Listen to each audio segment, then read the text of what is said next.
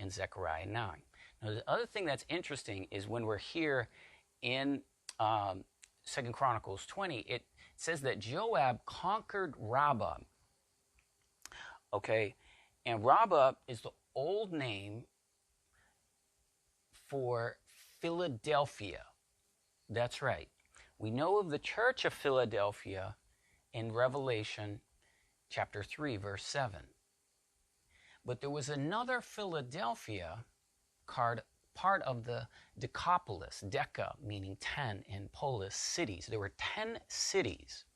We can see about those 10 cities in the New Testament. And of those 10 cities, we know their names, we know where they are. One of them was called Philadelphia. And its location, we know. It's Amman, Jordan. In fact, if you look up Philadelphia in Jordan, you'll see that even modern Jordan, okay, they call their capital city Amman, but there are places in the capital city they call Philadelphia. Okay, so let's take a moment and think about this. So, David is getting this crown, okay, from Philadelphia. And we know that it is the church at Philadelphia. To the angel at the church of Philadelphia, write, these things says he that has the key of David. And then it says in verse 11, take heed that no man take your crown. So, Philadelphia being a type and shadow for us, that the very place that David got his crown, its modern name, not modern in our day, but in the time of Christ, its name was Philadelphia. Okay, representing this remnant that Christ speaks to in Revelation chapter 3. Okay, so it's this remnant people that crowns him. He's crowned from Philadelphia. All right, also Isaiah chapter 28. We know in Isaiah we have the prophecies related to Christ and his second coming. And one of them is the crown. In that day shall the Lord of hosts be for a crown of glory, for a diadem of beauty, plated crown of beauty, unto the remnant of his people. So the church at Philadelphia, being those that are the remnant of his people, that crown him, he will be crowned by the remnant. The remnant would acknowledge that in the end of days, that it's all about crowning the king, crowning Alpha and Omega. He is King of Kings and Lord of Lords. And he's coming on his white horse. And so we have again this church at Philadelphia crowning him. Okay, we have this crown of glory.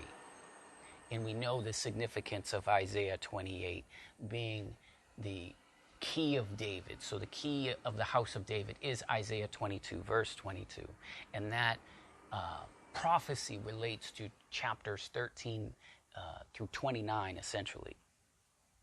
But we even have a song, we'll put it in the description field of the video, where we crown him per Isaiah 21. So if we go back to our premise that not only does he have a crown, but we believe there is a crown of precious stones. And we got that from Zechariah chapter 9. We got the precious stones from 1 Chronicles 20. And we also have a witness in Psalm 21. This is the psalm we did a song on, crowning him.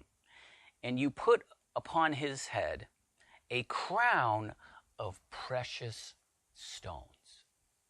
So there we go. Multiple witnesses, 3 witnesses, Zechariah 9, 1 Chronicles 20, Psalm 21, and verse 3. So that is why we have made a crown.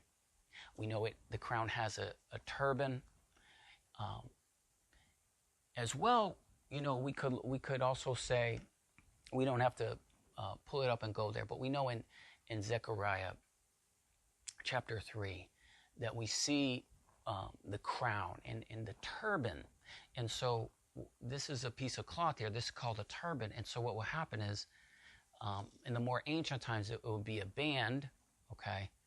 Some of the golden parts of the crown were very tall, like the Persian style.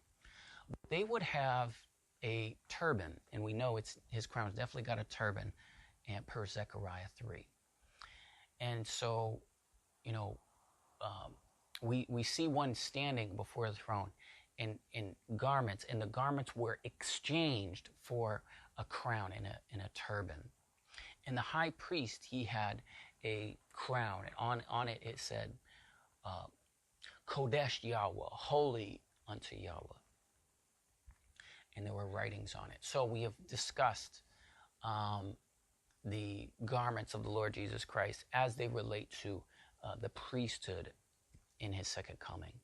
And we wanted to take the time to explain our reasoning as to why we believe his crown also has the gemstones, not just any gemstones, but the gemstones of New Jerusalem, and those gemstones of New Jerusalem, as well as the gemstones on the high priest's breastplate, would be representing the 12 tribes of the children of Israel. So guys, thanks for watching. This is part of our series on show the pattern, show the design, and so that the breastplate is what we're working off on. And the theme of these messages is that the breastplate is representing the temple. It's representing New Jerusalem. And it's representing and expressing itself through various elements, in this case, including his crown. So the voice came from the throne and from the temple.